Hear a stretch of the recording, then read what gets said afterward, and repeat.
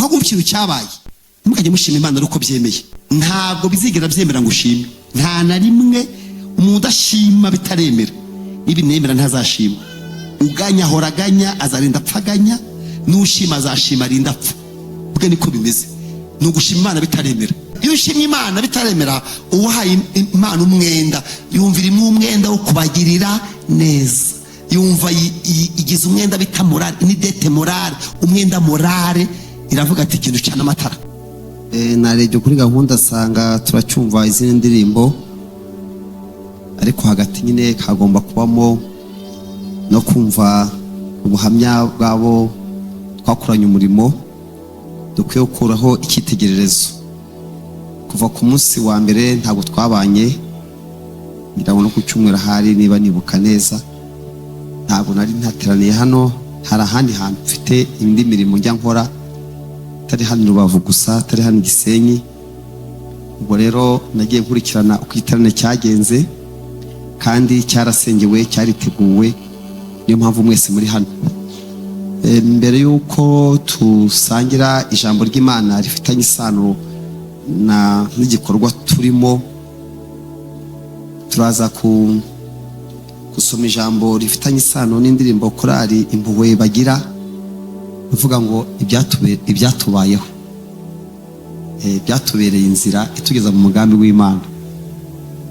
Niyo turaza kuganira ku nyungu abarokore bakura mu bibagerageza. Kenshi n'Imana ibiguhitiramo kuko nta wabihitamo, ariko Imana hari igihe duhitiramo ibitugerageza kandi ikatuba hafi kugira ngo tutabigwamo, ikaducira kanzu, bikaza gutuma hagira abantu benshi bamenya Imana kubera ibyatubayeho. Tuza kuvuga rero inyungu y'ibitubaho, ibyakubayeho cyagihe, bikubaho none, ibizakuba ku munsi w'ejo. Nk'umukristo, Bibiliya igusaba iki? Ugeragejwe igusaba iki? Icyo tuza kuvugaho mu kanya. Mbere yuko rero tuza kuganira kuri iryo jambo, ndumva ashaka ko tubanza gusenga amasengesho y'uburyo bubiri.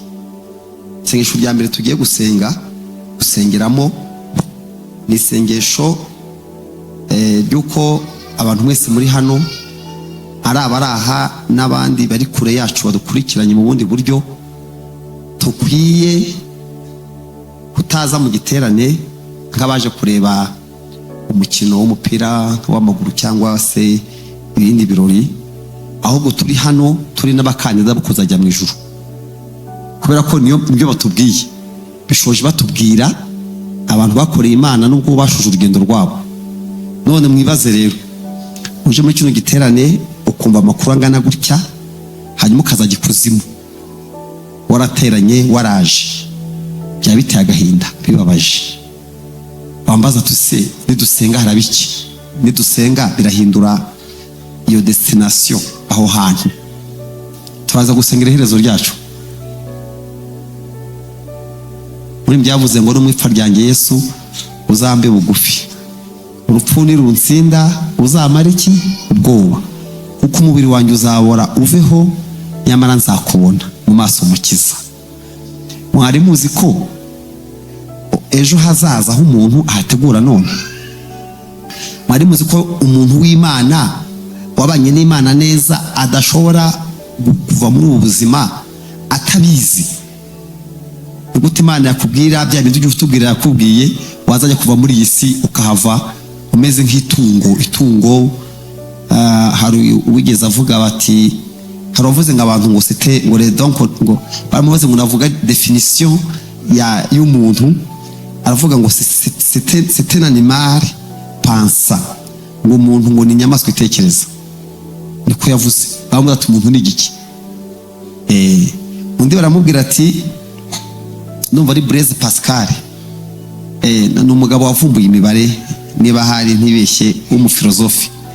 Yaragiye arakizwa amenya Imana, ariko ayimenya ari umuntu wize, umuvumbuzi, afite n'abandi benshi mu gihe cye. Noneho abafilozofi bagenzi baramubaza bati, se ibintu by'abarokore ubamo byo gukizwa, mu by'ukuri ko Imana tutanayibona mu nzira igenda, usanze waribeshye, usanze Imana idahari, n'ibintu wigomwe, yari yarigomwe ibintu byinshi. Noneho barakubaza ati, wasanga ntayo, kuba ntabwo bakizwaga batanemera Imana, baramubwira bati uramutse wazagera ahantu kaza kuvumbura, kuko hari igihe hari periode bise ngo ni cyari igihe cy'umucyo, aho abantu bose ubwenge bukanguka bagakoresha gutekereza. Bati usanze Imana idahari, namwe mwibaze, tusanze mu ijuru nta Mana ibaho, twasanga Yesu nta nuriyo, yemwe tusanze Yesu adahari. Ushimiye ko ari wowe Mana yacu bwite, natwe tukaba abantu bawe. Ushimiye ko turi ubusho bwawe, turi intama zo mu cyanya cyawe, dutegurira ibidutungira ubugingo n'ubuzima bw'iki gihe. Turagushimiye ko muri iki cyumweru waduteguriye imigoroba myiza kugira ngo twongere kandi twumve, tumenye ibyo ushaka ku buzima bwacu. Turagushimira kuri iki giterane cyo kwibuka abakiranutsi bimuwe, washimye ko ubiyegereza, ubacura bakaruhukira hafi yawe, kandi ijambo ryawe riratubwira ngo kwibuka umukiranutsi bizana umugisha. Turagusaba rero ngo muri iki giterane tubone umugisha wawe, dukomeze twibuke bene data batubanjirijeyo kandi bategereje ko natwe tuza tukazafatikanya kuguhimbaza. Nuko turimo twibuka tubwirwa ijambo ryawe, turagusaba kugira ngo Mwami ubane natwe. Ijambo ryawe rigiye kuvugwa, ureke ribone umwanya mwiza mu bugingo bwacu, kandi dusabiye umugaragu wawe watoranije kugira ngo arivuge, umuzeho cyane, imbaraga z'umwuka wera zibane nawe, kuboko kwawe kumutindeho kugira ngo avugishijwe nawe, natwe twumve Imana ivugira mu kanwa ke, ivugira Mwami muri we, twumve Imana kandi dutahana Imana. Turagushimiye kubitwemereye mu izina rya Kristo Yesu, amen. Murakoze cyane. Narebye kuri gahunda asanga turacyumva izindi ndirimbo, ariko hagati nyine kagomba kubamo no kumva ubuhamya bwabo twakoranye umurimo, dukwiye gukuraho icyitegererezo. Kuva ku munsi wa mbere ntabwo twabanye, ndabona ku cyumweru ahari, niba nibuka neza, ntabwo nari ntateraniye hano, hari ahandi hantu mfite indi mirimo njya nkora, tari hano Rubavu gusa, tari hano Gisenyi. Ubwo rero nagiye nkurikirana uko iterane cyagenze, kandi cyarasengewe, cyariteguwe, niyo mpamvu mwese muri hano. Mbere y'uko tusangira ijambo ry'Imana rifitanye isano n'igikorwa turimo, turaza gusoma ijambo rifitanye isano n'indirimbo korali Impuhwe bagira, ivuga ngo ibyatubayeho, byatubereye inzira itugeza mu mugambi w'Imana. Niyo turaza kuganira ku nyungu abarokore bakura mu bibagerageza. Kenshi n'Imana ibiguhitiramo, kuko nta wabihitamo, ariko Imana hari igihe duhitiramo ibitugerageza, kandi ikatuba hafi kugira ngo tutabigwamo, ikaducira akanzu, ikaza gutuma hagira abantu benshi bamenya Imana kubera ibyatubayeho. Turaza kuvuga rero inyungu y'ibitubaho, ibyakubayeho cya gihe, ibikubaho none, n'ibizakuba ku munsi w'ejo. Nk'umukristo, Bibiliya igusaba iki? Iyo ugeragejwe igusaba iki? Icyo tuza kuvugaho mu kanya. Mbere y'uko rero tuza kuganira kuri iryo jambo, ndumva ashaka ko tubanza gusenga amasengesho y'uburyo bubiri. Isengesho rya mbere tugiye gusengeramo ni isengesho ry'uko abantu mwese muri hano, ari abaraha n'abandi bari kure yacu badukurikiranye mu bundi buryo, tukwiye kutaza mu giterane nk'abaje kureba umukino w'umupira w'amaguru cyangwa se ibindi birori, ahubwo turi hano turi n'abakandida bo kuzajya mu ijuru, kubera ko nibyo batubwiye. Bishoje batubwira abantu bakoreye Imana nubwo bashuje urugendo rwabo, none mwibaze rero, uje muri kino giterane ukumva amakuru angana gutya, hanyuma ukazajya ikuzimu warateranye waraje, byaba biteye agahinda bibabaje. Bambaza tuse nidusenga harabiki, nidusenga birahindura iyo destination, aho hantu turaza gusengera iherezo ryacu. Muri byavuze ngo n'umwipfa ryanjye Yesu uzambe bugufi, urupfu nirunsinda uzamara iki? Ubwoba, kuko umubiri wanjye uzabora uveho, nyamara nzakubona mu maso mukiza. Mwari muzi ko ejo hazaza aho umuntu ahategura none? Mwari muzi ko umuntu w'Imana wabanye n'Imana neza adashobora kuva muri ubu buzima atabizi? Gute Imana yakubwira bya bintu ujye utubwira yakubwiye, wazajya kuva muri iyi si ukahava umeze nk'itungo.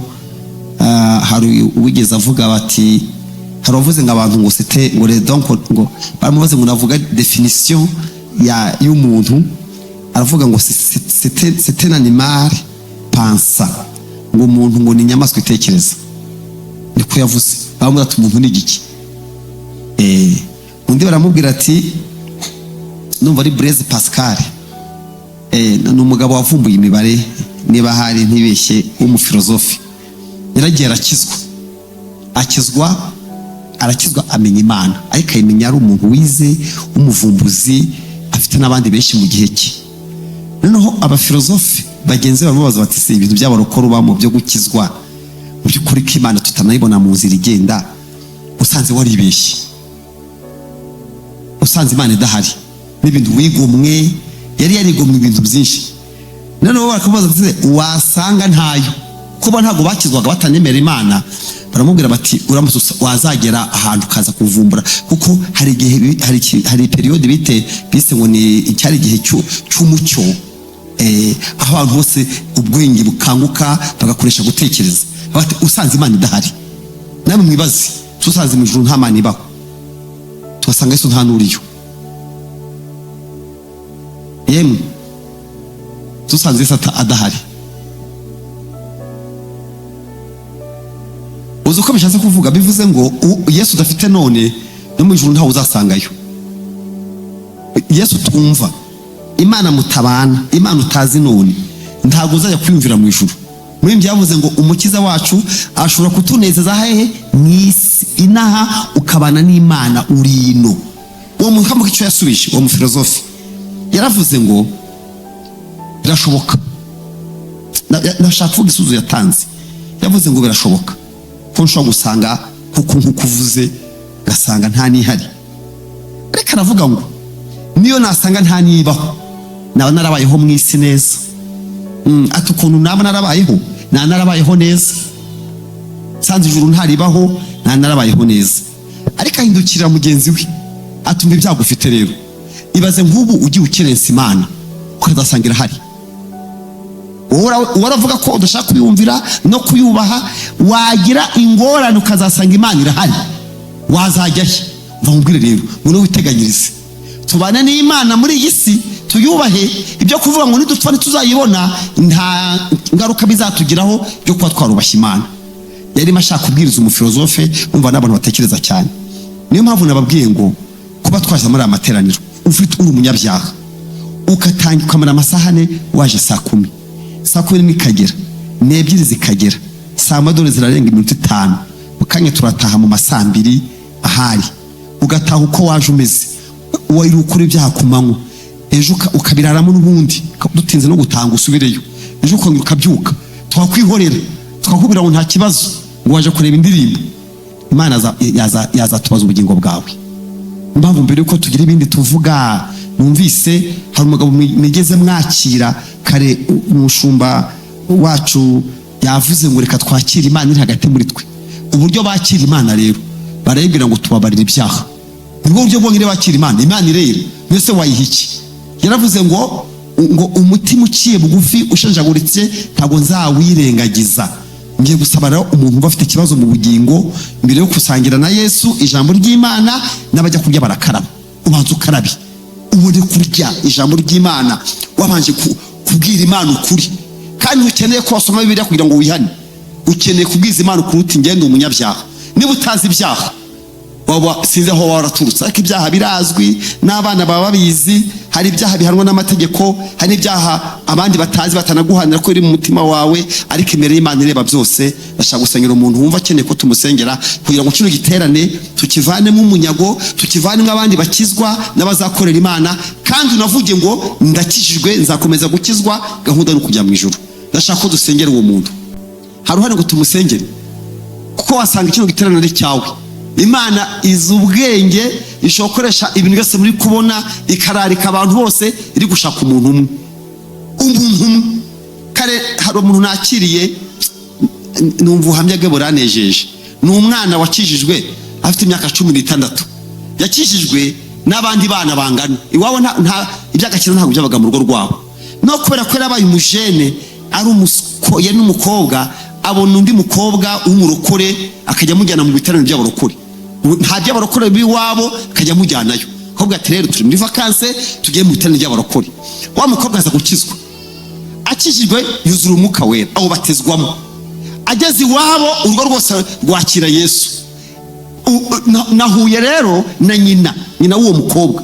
Arimo mu buhamya, noneho uwo mukobwa amenya ubwenge wo kubwiriza nyina, aravuga ati mama wamberekeje. Njya mu biterane koko ntumberekeze, aherekeza nyina mu giterane. Nyina nawe arafatwa, n'abandi bana barafatwa. Urugo rwose rurakizwa kubera umuntu umwe wakijijwe. Iyo mbonye umuntu mwakijijwe, njye mbibonamwe abandi benshi. Ndashaka gusanyira umuntu umwe rero. Ndashaka gusanyira umuntu waguye, umuntu wasubiye inyuma, umuntu utazi Imana se, umuntu ufite icyaha kimwisingiraho. Muri aya materaniro twagusengera ugakizwa. Haguruka tugusengere. Iterane rishobora kuba ari iryawe, reka kwihagararaho uvuga uti ndahari, ni musengere tubone gukora ibindi. Niwe turi kurarika. Umutima wawe urabikubwira. Umutima wawe uvugana nawe kuruta abantu bose. Ijwi uri kumva mu mutima n'ijwi ry'Imana rikubwira ngo haguruka ukizwe. Kino giterane ni cyawe. Impamvu zaba zakuzanye zose, niba ari umufiyanse waje kureba, impamvu zakuzanye harimo no gukizwa. Nubira intwari. Giterane cyabango nukubira intwari. Biri intwari uhaguruke tugusengera Imana. Kandi shimye ko hari. Gira vuba rero kugira ngo tukubure n'ibindi bisigaye byawe. Hari n'envelope yindi kubikiwe, ariko banza waguke tugusengera Imana. Umuntu waguye uri muri amateraniro, umuntu wasubiye inyuma, umuntu ufite icyaha yaje yakoze, amaze iminsi yarakoze, yabuze aho yaturira. Reka tugusengera uhagurutse. Turagutegereje. Iteraniro ryose ni ryawe. Ibintu byose byakozwe, fagitire yose iri yawe. Imana iguha umugisha. Ngwino ngusengere. Shimye ko wari uhari. Ngeze ni ukubonamwe abandi benshi. Ngwino rwose ngere hano imbere. Uratugusengera Imana. Uzavamwe abandi benshi. Ngwino tugusengere. Mbere yuko dukomeza igiterane, ngwino tugusengere. Uzavamwe abandi benshi. Imana iguha umugisha. Mukomere Imana amashyi. Iduhaye umuntu uzavamwe abandi benshi. Imana iguha umugisha. Ntimumubone gutya gusa, inyuma ye hari abandi benshi. Haleluya. Uri umugabo urubatse, uri umusore. Ibaze rero, ubu n'umukobwa agiye gushaka nawe ni umurokore. N'abana nabo bazaba abarokore. N'abazatobuka bose n'abarokore. Haleluya. Tujye gusengera uyu muntu umwe rero. Ariko wabaye wa kabiri, nibura mu ijuru akabona ko ari undi wa kabiri waje hano. Ariko nutanaza, umwe Imana ashaka yari yaje. Ariko wasanga nawe uhari. Umuntu umwe arahenda kumana. Wajije Imana ukuntu imeze. Wajije Imana uti Imana umeze ute kuri uyu muntu? Imana yavuga ngo ibonye umubyizi. Umubyizi murawumva? Umubyizi no kugira ku ntego. Imana igeze ku ntego. Haleluya. Uyu muntu umwe arahenda. Ubwo rero uyu muntu mwabonetse, mureke tumusengere, kandi ibizamubaho muzabyumva. Tujye gusengera. Nukuri pfukama nk'umuntu ntacyo, pfukama hano ntacyo uri bube, hano pfukame hasi kari mu nzu ya so. Tujye gusengera. Uyu muntu arahenda ku Mana. Amen. Ndabona bazanye n'umukeka. Uzi ko umukeka nawe ari uwawe, nawe upfukameho wose wenyine. Wenyine wose n'uwawe. Upfukameho wose. Ushaka uryameho wose n'uwawe. Urambure wose, haguruka nkwereke. Wowe kuri Imana igukunda, iterane cyari cyawe. Umukeka wose n'wose. Pfukama ushaka. Mana turagushimiye kuri iyi ntama yawe ije. Uyu ni umwana wawe uje muri kino giterane. ahisemo guhagarara imbere y'iteraniro bitamuteye isoni. Yakiriye umwami w'abami ugiye guhindura ubuzima bwe, kandi aracyari mutoya, azarama ku isi. Ntabwo ari we wenyine uje, n'abandi bose azabwiriza, n'abandi bose agiye kubwira ngo yakijijwe. Natwe dushingiye ku butware waduhaye, tumwatuye imbabazi z'Imana, kandi amaboko y'Imana abe hamwe nawe. Ibyari byaranze byemere.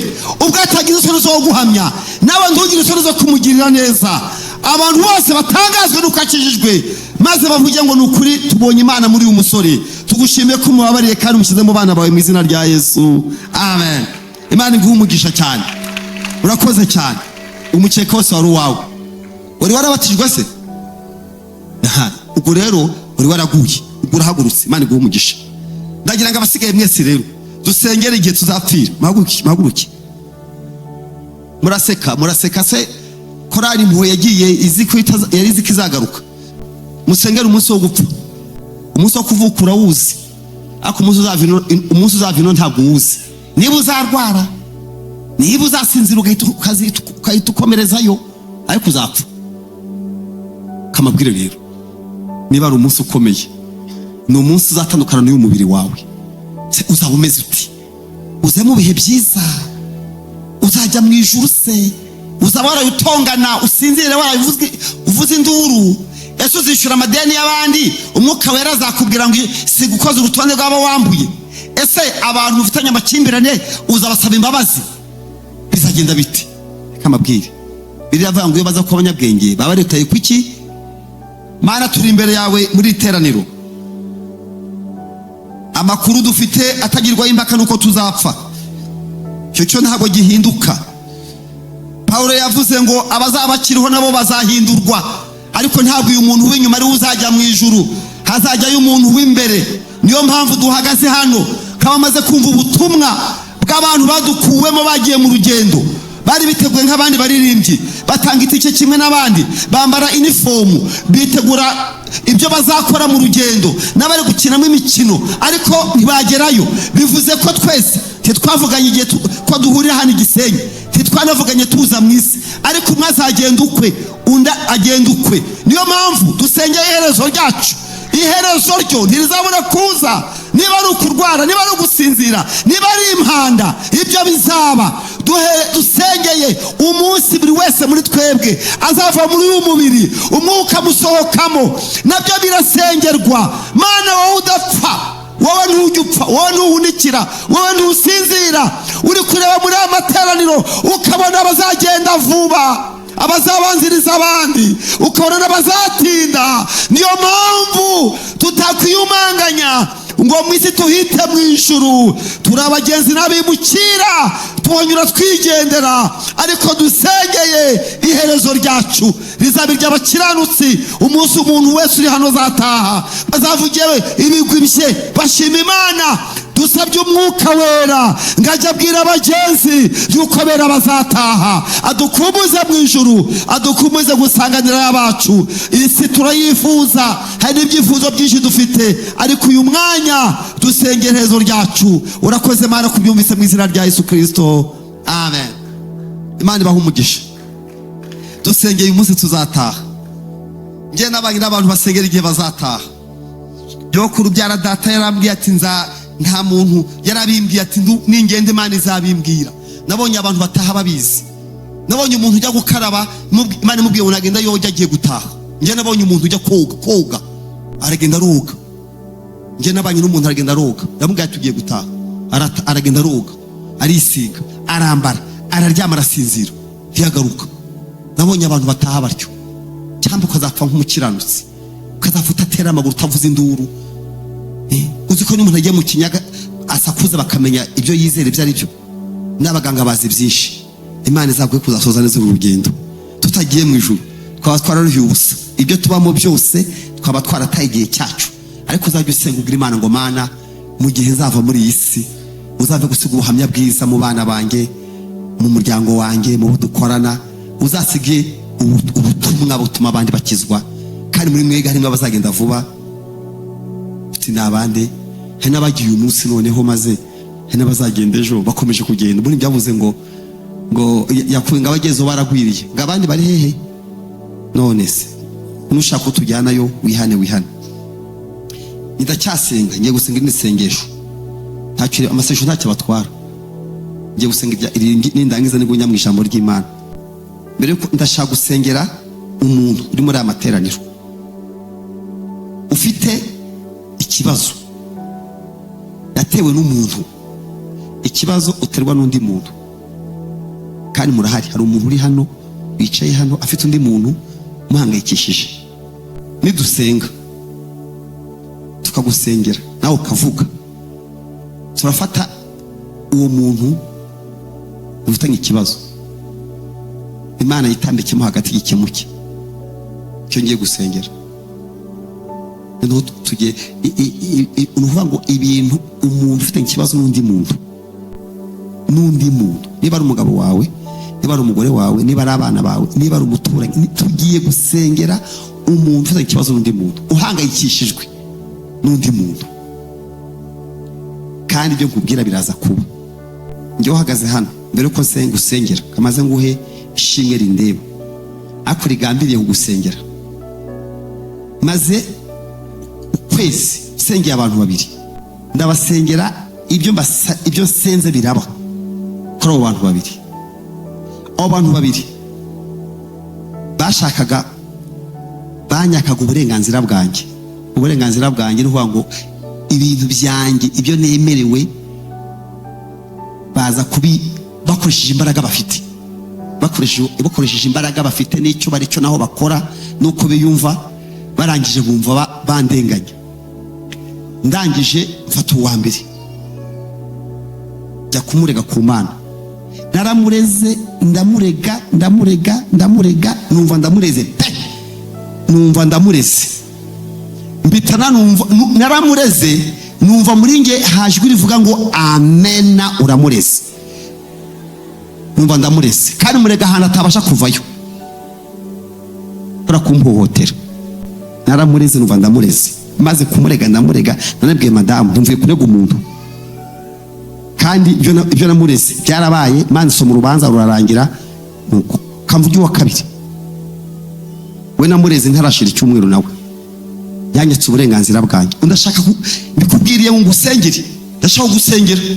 Ntuvuge ngo ngiye narasenze, urasenze ariko kuba ugihangayitse ntabwo urasubizwa. Ikikubwira yuko amasesho ageze ku Mana nuko wumva umutwaro wari ufite ukuvuyeho. Ntabwo gusenga bihita bizana igisubizo.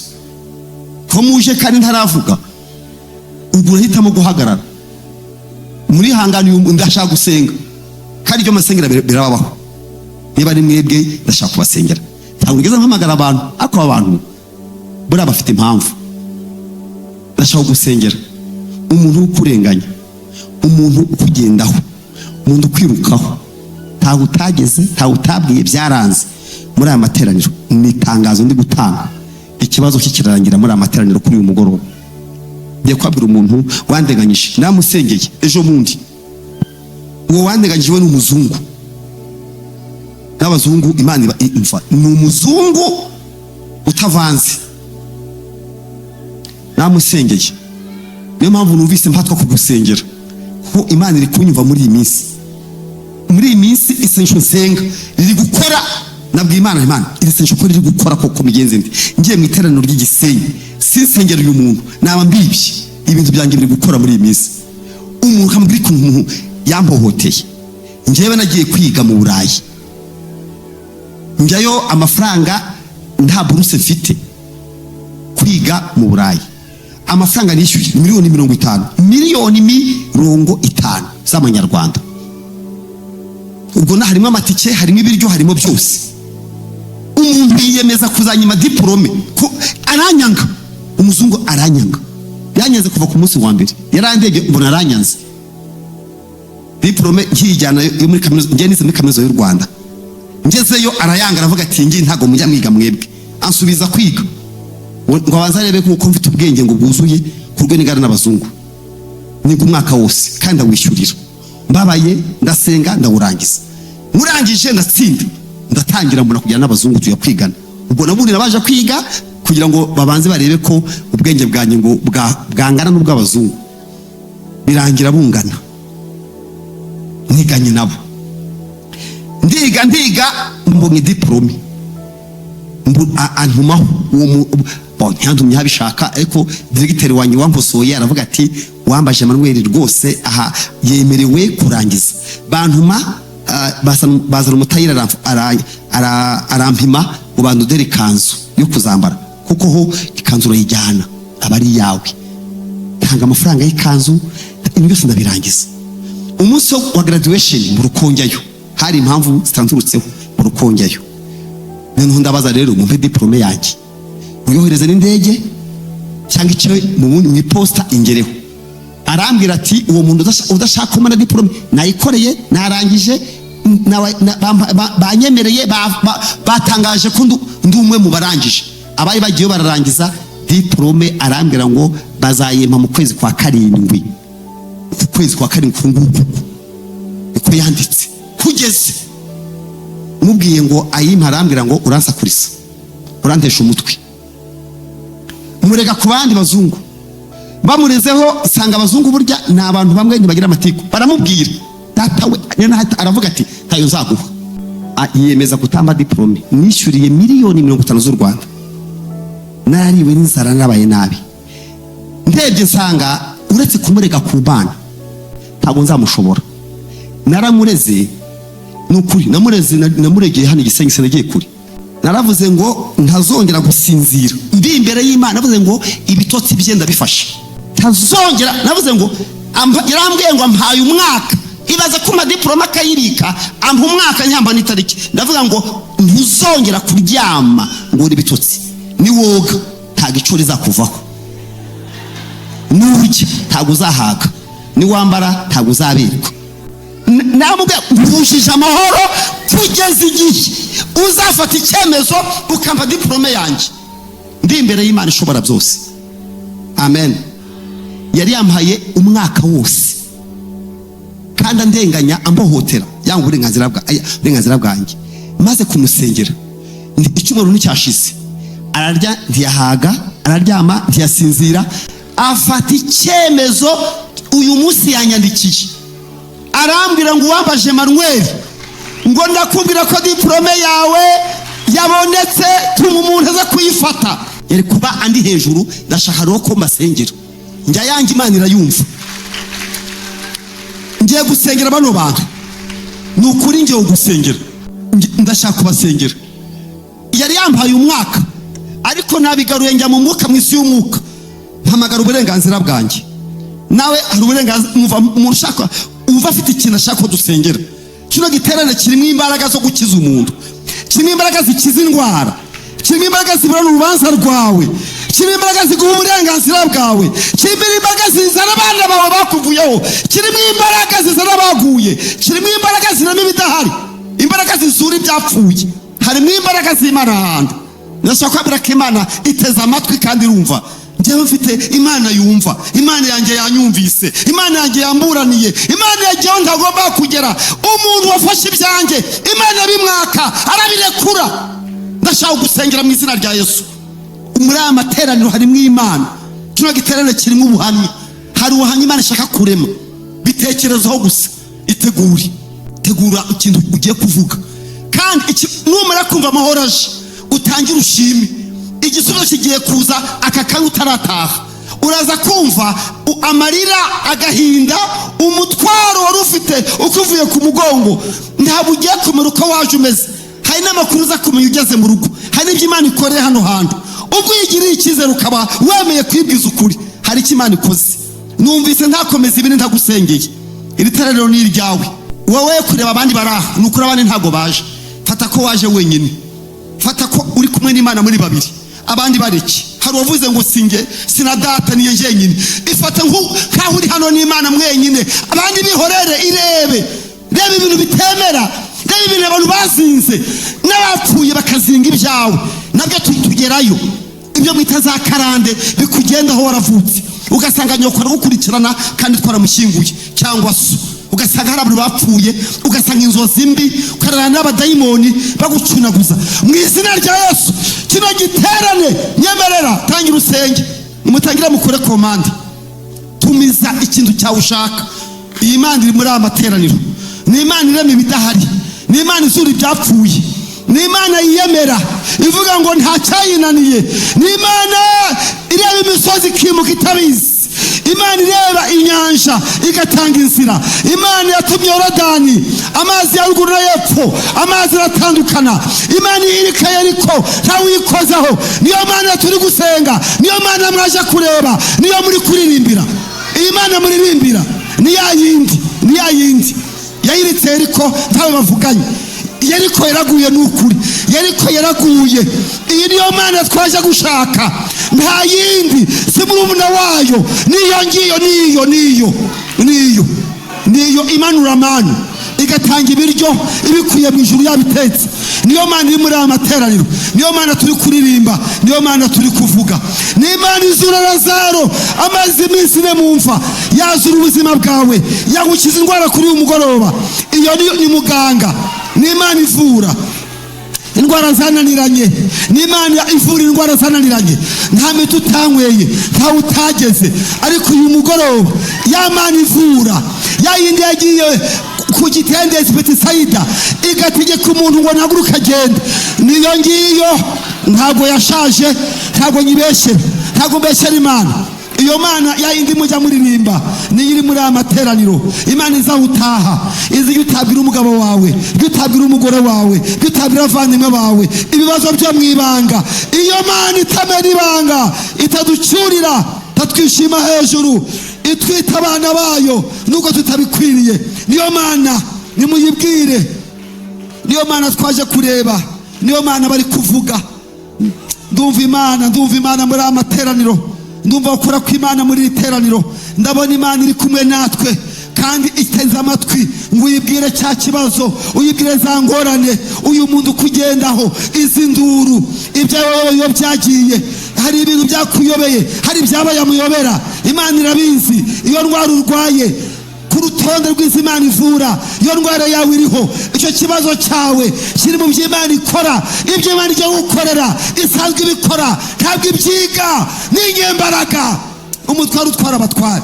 Imana y'imbabazi nyinshi, Imana idapfa idahinduka, Imana idasasa, ifitiye icyizere, idashyirwaho n'abantu, Imana idatorwa, Imana idasinzira, idahunikira, itagira agace ko guhinduka mu rukundo no mu mbaraga. Iri teraniro rimwe abakobwa bawe, ririmo n'abasore bawe, rimwe abamama n'abapapa. Ni wowe wenyine ufite icyo wakora ku muntu wese. Ntabwo tukubeshyera nikumeze, uri umunyembaraga. Iyo uvuze biraba, wategeka biga komera, ni wowe ugira icyo ukora. Ntabwo tukubeshyeye, nta wundi uhwange nawe, nta wabayeho, nta n'uzabaho, nta n'uriho, nta n'uwo mungana, nta n'uwo mugereranywa. Ni wowe nyiri iteraniro, ni wowe nyiri igisambu, ni wowe nyiri ubutaka, ni wowe wenyine wakemura kino kibazo. Niyo mpamvu amarira y'abana bawe, amarira y'ahana warayumvise. Uyu mwanya tugisenga hari ikintu ugomba gukora. Bano bantu barakubwiye ndabizi, ariko iri teraniro ryari ritari ryabaho, barakubwiye. Uyu munsi wari utaragera, barakubwire, ariko si itariki noneho yabaye, bibereye Igisenyi muri aya materaniro. Hagomba kuba ubuhamya bwigendera, ubuhamya buvuga. Ibyo kurungurukira amadirishya turabyanze, turunguruka amashimwe y'abandi batamba, tukagenda twebera dufite amasezerano. Twanze agasuzuguro k'abadayimoni ku buzima bwacu, tukanze ku bana bacu, tubyangiye muri aya materaniro.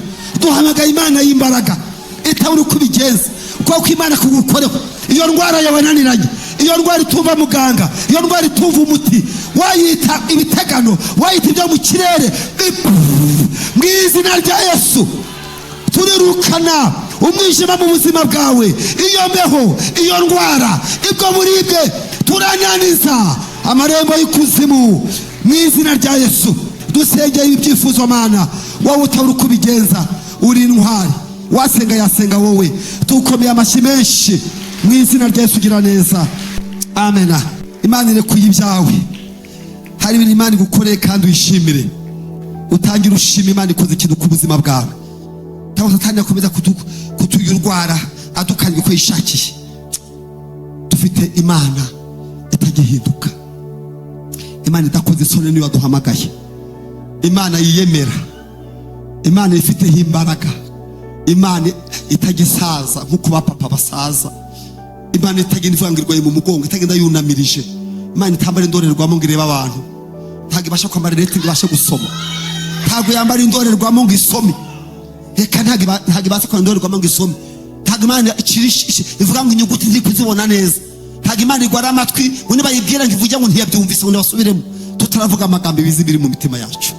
Haleluya! Imana irumva. Imana izi kurwana urugamba. Imana yakugirayo. Imana izirwana, ngiye yandwaniriye. Agiye kurwana n'umuzungu, iramuniga, ari kuri ibintu byanjye rafite. Yaragambire kutazabimba, amora anziza ubusa, kandi ntacyo namugize, nta nicyo mfana nabo naho muzi. Imana iramuniga, none yarangije ari kuri ibyanjye. Imana irekure ibyawe mu izina rya Yesu, iby'abantu batwaye. Haleluya! Gabe uko mwizeye. Amen. Ijambo nashaka gusoma rero ni ryanditse mu rwandiko yandikiye Abafilipi cya 12 kugeza ku 14. Ni umukozi w'Imana Paulo wandikiye Abafilipi, yandikiye urwandiko yandikiye itorero ry'Ifilipi cya 1 umurongo wa 12 kugeza 14. Abafilipi yandikiye itorero ry'Ifilipi, abandikira amagambo korari mu bakuyemo indirimbo 12. Urwandiko rwa mbere yandikiye Abafilipi 12 kugeza ku 14. Yaranditse aravuga ngo bene data, ndashaka yuko mumenye yuko ibyambayeho. Ibyagize gute? Ibyambayeho. Korari mvuye kugira ngo ibiri iriho uyu munsi ibizwi ku rwego izwimo ni ibyababayeho. Ndashaka ko mumenye yuko ibyambayeho byagize gute? Bitabereye ubutumwa bwiza inkomyi. Umva mbabwira, inkomyi yavuze inkomyi. Nuko nafata akantu hakanaganika ahantu ku buryo kenda kugwa, habura gato nk'ibyambayeho. Ntabwo byakomye, byahungabanyije ubutumwa bwiza. Ndi gushaka kubasabira ibizakubaho ntibizigere bikoma ku butumwa bwiza, tugakiza kawe ku Mana yawe. Ndashaka kubabwira ko ibyambayeho bitabereye inkomyi ubutumwa bwiza. Au contraire, ahubwo mu kintu cyabaye ngo ahubwo byabushyize imbere. Ibyambayeho ntibyakomye ku butumwa bwiza, ahubwo byatumye ubutumwa bwiza bwigera hehe imbere. Ntabwo byarangiriye aho, ngo n'ibindi byaje kuba. Arongera aravuga ngo kuko byamenyekanye mu basirikare barinda Kaisari bose no mu bandi bose yuko ari kubwa Kristo naboshwe. Iyo nigere byaramenyekanye no mu bantu bakomeye yuko ari ukubera Yesu. Ibyambayeho byamenyekanye mu bato no mu boroheje, bigera no mu basirikare barinda umwami yuko hari umugabo waboshywe ahorwa nde Yesu. Nta kintu cyaha mfite, ni Yesu nazize. Ageze hepfo arakomeza aravuga ngo nuko ibyo bituma abenshi muri bene data bari mu mwami Yesu nabo biringizwa n'ingoyi zanjye, bakarushaho gutinyuka kuvuga ijambo ry'Imana bashize iki amanga. Ndashaka kubabwira ko mukwiye ibintu bizajya bikubaho uri umurokore, ujye wirinda ko bikoma ubutumwa bwiza, bibukomaho. Ukoma ku kintu kikagwa kigahungabana. Ibiri kukubaho, ibiri kutubaho none, ibiri kuba ku itorero, nibiba ku muntu ku giti cye, ntibizakome ku butumwa bwiza, ahubwo bizatuma ubutumwa bwiza bwigira imbere, bimenye ko ari kubwa Kristo Yesu. Niba binatume n'abandi benshi bizera Yesu kubw'umwami wacu Yesu Kristo azaguha imbaraga. Reka rero nihuse kuko tugiye kujya mu mwanya wo kumiza indirimbo. Umwanya wanjye nagombye kwa ndangije ko nabanje gusenga. Reka mbabwire Paulo wari we ugereranyije n'uru rwandiko. Paulo n'urwandiko mbihuze. Urwandiko uwarwanditse n'icyapfana nabo yandikiye, n'impamvu yanditse amagambo, hanyuma tuze kubisengeramo. Ndaza kubabwira ibintu 5 bituma by'inyungu kugeragezwa, uburyo dukura inyungu mu bitugerageza. Ndaza kubabwira inyungu 5 dukura mu bitugerageza, hanyuma tuze gusoza tuvuga ngo hahirwa uwihanganira ibimugerageza kugira ngo namara kwemerwa ahabwe ikamba iry'Imana asezeranyije abayikunda. Hanyuma rero Paulo iyi nkuru kugira ngo uzayisome neza umenye aho urwandiko rwaturutse. Uzajya mu gitabo bita ibyakozwe n'intumwa ibice 16. Niho inkuru niho bifitanye isano. Ni hahandi mwibuka Pawulo yagiye kuvuga ubutumwa ahura n'umuja uragura. Hari umuntu waraguraga ariko abikora nka business. Bari baramushyize nk'ibirozi abantu. Hari n'abantu bajya barogwa n'abandi. Bari baramuroze yari umuja nguragura. Noneho bamushyira nk'ibirozi. Uko kuragura kwe rero bakabona inyungu muri ubwo bupfumu bw'umuntu bashyizemo uburozi. Ariko yari afite dayimoni wiyoberanye. Ajya mu giteraniro Pawulo yari arimo. Pawulo yabanje kugira ngo umukozi w'Imana. Yari afite abadayimoni biyoberanya bishushanya. Bakurikira Pawulo mu ivugabutumwa, barangije muri uwo mujyi w'i Filipi batangira kumugemera bakora publicity. Mbese ni nk'umuntu waza akavuga ngo korari impuhwe ifite igiterane mwese murararitswe. Kuko rero yari umupfumu azwi, bo bagira ngo ni umukozi w'Imana uri kubafasha ivugabutumwa, naho no kugira ngo nibamara kugenda azafata abantu bose bizeye Yesu ababwira ati nanjye narakijijwe, kandi ari umupfumu n'umukonikoni. Pawulo mu minsi ya mbere yagize ngo ni umukozi w'Imana bari kumwe ijambo ry'Imana. Hari abantu bavuga Imana bakavuga Imana neza kagira ngo ni abantu b'Imana kandi ari abakozi ba Satani. Pawulo akumva avuze neza abantu b'Imana, byo Pawulo ababwira nibyo, ubutumwa avuga nibyo, kandi Satani uri kuvuga mu magambo agira ngo Pawulo namara kuva muri uwo mujyi yifatira abantu bamaze gukizwa. Pawulo rero avuga ati uyu muntu uvuga ngo tuvuge ubutumwa bwa Yesu n'abantu badukurikire, kandi ngo ibyo turi kuvuga baza kumenya ko afite abadayimoni mu gusenga. Afite abadayimoni, aravuga ngo dayimoni toka, soka muri uyu muja. Abadayimoni bamuvamo arakira, abo murokore. Abamushyize n'ibyo birozi bamuhuramo inyungu. Babuze inyungu rero muri uwo muntu bahitamo guhimba inkuru. Baravuga ngo hari umuntu wateje imidugararo, ngo wazanye ngo umutekano muke muri uwo mujyi wo mu Bugiriki. Maze rero bafata Pawulo na Sila, iyo nkuru marayizi, babakurubanira mu nzu y'imbohe, barabakubita barabanoza, babata muri gereza hagati.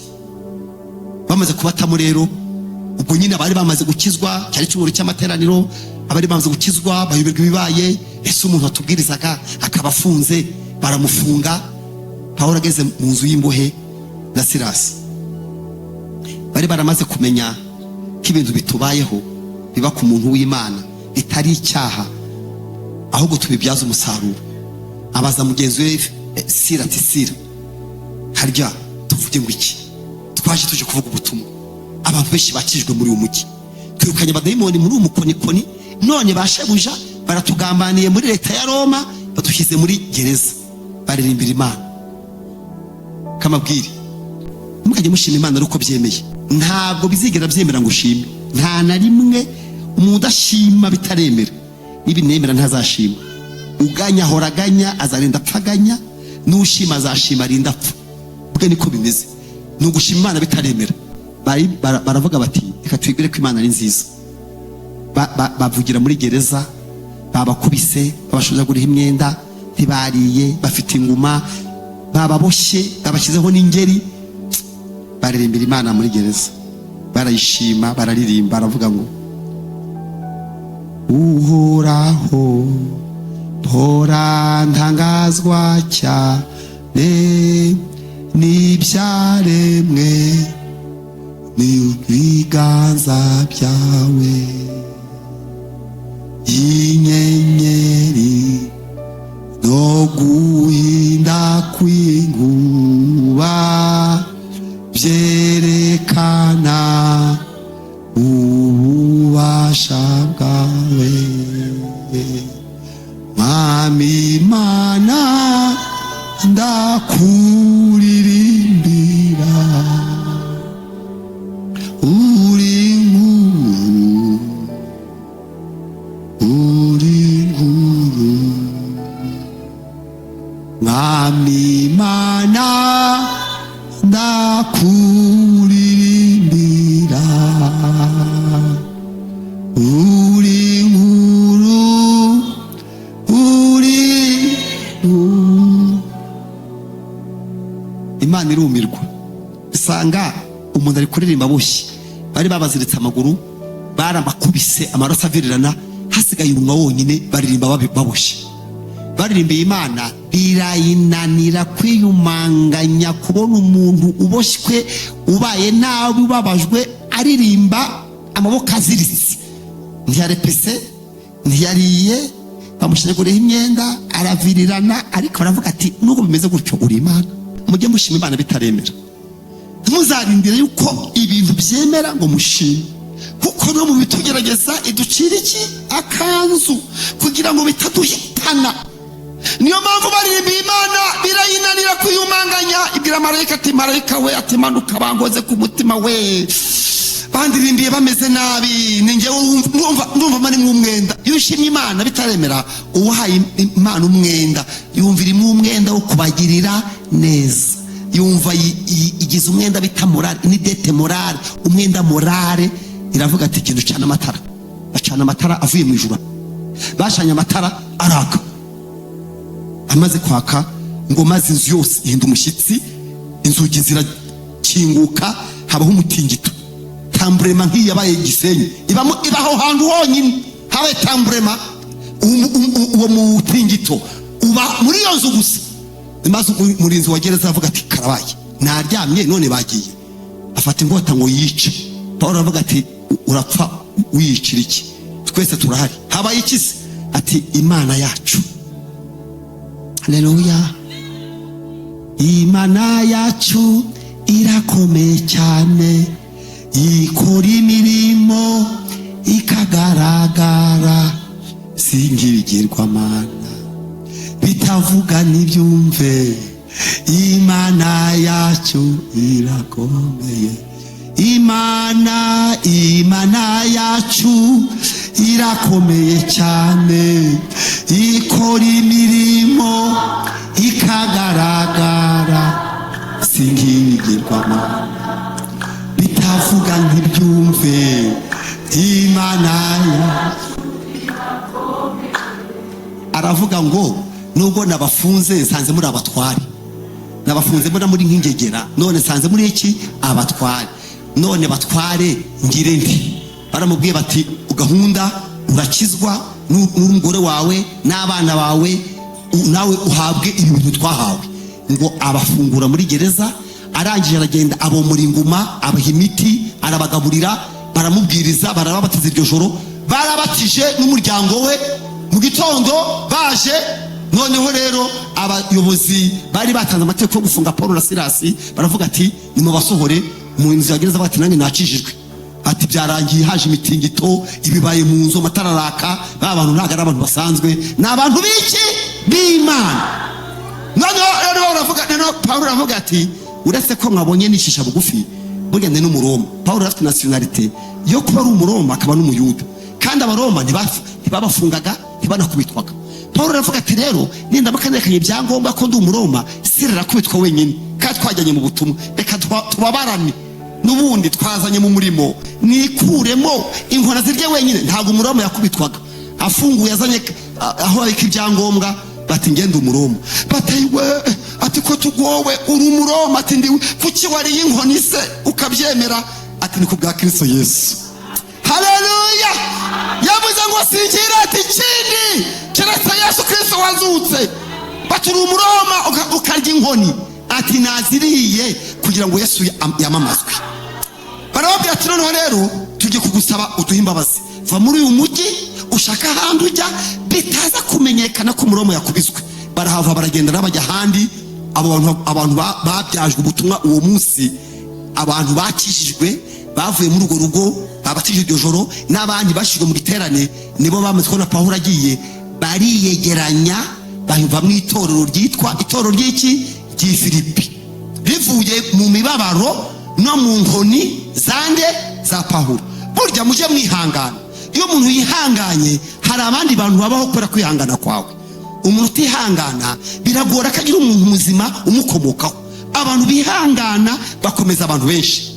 Hanyuma rero Pawulo, kubera ko nta radio yabagaho, nta tangazamakuru, nta WhatsApp, nta Facebook, nta kinyamakuru, hashira 10 ans, imyaka 10 batazi iyo yagiye. yarapfuye aracyabaho. Imyaka 10 irashira kuva ayo makuru mbabwira abaye. Hashize imyaka 10 batazi irengero rya Pawulo. Baza kuza kumenya amakuru ko Pawulo yaje kuva aho ngaho yagiye kuvuga ubutumwa asubira i Yerusalemu, birangira n'ubundi bamureze ngo abangamiye umutekano w'Abaroma, bamuregera kujya ku mwami w'i Roma, afungirwa i Roma mu Butaliyani muri gereza. Rero agezemo rero kuko yari Umuroma, banga kumufunga nk'izindi mfungwa, bamuha inzu. Inzandiko zo muri gereza muzazumva, inzandiko zo muri gereza bahise bamuha inzu, bati wowe uri Umuroma nubwo utaraburana, ariko reka tuguhe inzu ujye wakira bakugana. Mu rukiko rero harimo inzu z'abantu nyine b'abanyacyubahiro, bamushyiraho ngaho. Aho rero nibwo Abanyefilipi bamenye ko Pawulo akibaho, biyemeza kumugemurira. Bakora fundraising, begeranya imyenda n'ibiryo, babiha uwitwa Epafrodite. Muzasanga hano ni mu bisoma mu bice 3. Niyo nuhubwo rero Pawulo kumwe na Timoteyo aho ngaho muri gereza, bamushyira imyenda. Baragenda rero bamushyira imyenda, barakusanya. Akibona Epafrodite yikoreye imyenda, araza ati twarakubuze, twabiwe irengero ryawe, none nibwo tumenye kukibaho, bampaye imyenda, bampaye akantu muri gereza kagufasha. Avuga ijambo nakunze, yaravuze ngo nubwo byatinze ariko ngo mwarankundaga, ariko mukabura uburyo, mukanzirikana, mukabura mwaye, mumenya hombe. Arabashimira. Iyi baruwa ni ibaruwa Pawulo yandikiye itorero ry'i Filipi, ari kurishimira, ariko atangira aribwira ngo uhereye ku munsi wa mbere nafatanyije namwe umurimo kwamaza ubutumwa bwiza. Aravuga ngo nzi neza nashidikanya ko Imana yatangiye umurimo mwiza muri mwe izawurangiza kugeza ku munsi wande wa Kristo. Nibo yabwiraga. Arabwira ngo mwarankumburaga mukabura uburyo. Nibyo simbivuge yuko nakenaga uko ndi kose, ndi muri uru rwandiko. Nize kunyurwa n'ibyo mfite, nzi guhaga, nzi gusonza, kugira ibisaga. Aravuga ngo nshobozwa byose na Kristo umbiki imbaraga. Aha rero urwandiko Epafrodite ngarushire abandi badiyakoni n'itorero, abashimira ko imfashanyo zamugezeho, arabashimira. Ariko arabwira ati ubabwire ko ibyambayeho iwanyu nkubitwa arara muri gereza ntabwo byafashe ubutumwa bwiza ngo bugire icyo buba, ahubwo byafashe ubutumwa bwiza bibushyira hejuru, bimenyekana mu basirikare barinda Kayisari yuko nazize nde Kristo. Ngubu urwandiko yabandikiye nibwo tumaze gusoma. Hanyuma rero Epafrodite yaje kurwara, muzabisoma hano. Yararwaye, ararwara, araremba, arwara malariya, ararwara, araremba, ageraho gupfa. Pawulo aravuga ati Mana we, ubu koko umuntu yaje angemuriye apfire muri gereza? Yarababwiye, ayandikira Filipi, arababwiye ati birakwiye ko matumaho Timoteyo vuba na Epafrodite kugira ngo nibaza babahumurize. Ati kurwara ko yararwaye ndetse yaragiye gupfa, ariko Imana yambabarira, yanga kongera umubabaro ko nsangamo. Uvuga ngo ngize kuba mfunze, none umuntu yangemuriye ararwaye malariya, aguye muri gereza, ndamushyingura ndako nanjye ntariho. Ati Imana irambabarira, yanga kongera umubabaro ko nsangamo. Ati nimubona bagezeho, ati muzishima. Noneho rero iyi baruwa rero ni baruwa yo gushimira Abanyefilipi ko bamuzirikanye mu myaka 10 badaherukanye, ariko arababwira ngo ibyambayeho ntabwo byabereye ubutumwa bwiza inkomyi, ahubwo byabushyize hehe imbere. Amen. Korari Impuhwe rero, iyo mutagira bya byago ntabwo mwari kumenyekana kuri uru rwego. Hari abantu benshi nzi bajya bavuga ngo maze natwe ngewe harahunjya bakanyakira kubera Korari Impuhwe. Kavuga ati ubaho impuhwe ziri ntinihomba, baticara hano, ticara hano, ticara hano. Ati aho Betelehemi bari huba ntinihomba rwose. Impuhwe se bari bantu ki? Amateka yabo nayahe?